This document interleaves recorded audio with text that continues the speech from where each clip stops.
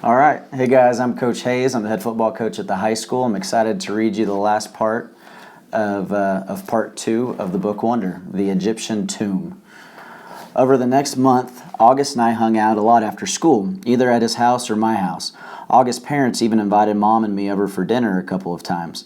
I overheard them talking about fixing Mom up on a blind date with August's Uncle Ben. On the day of the Egyptian Museum exhibit, we were all really excited and kind of giddy. It had snowed the day before, not as much as it had snowed over the Thanksgiving break, but still, snow is snow. The gym was turned into a giant museum with everyone's Egyptian artifacts displayed on a table with a little caption card explaining what the thing was.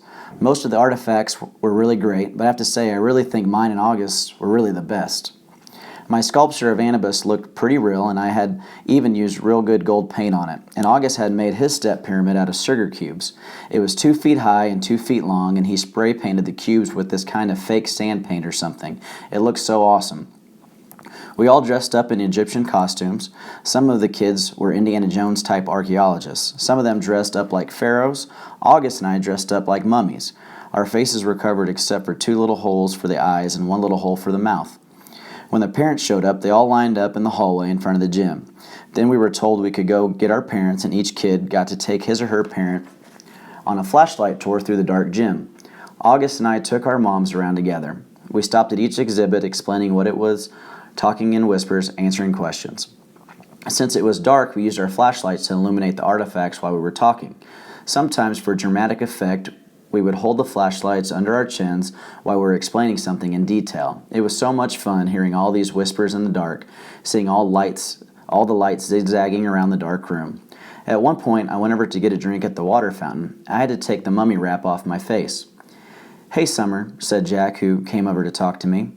He was dressed like the man from the Mummy. "Cool costume. Thanks. Is the other mummy August?" "Yeah." Hey, do you know why August is mad at me?" "Uh-huh," I nodded. "Can you tell me?"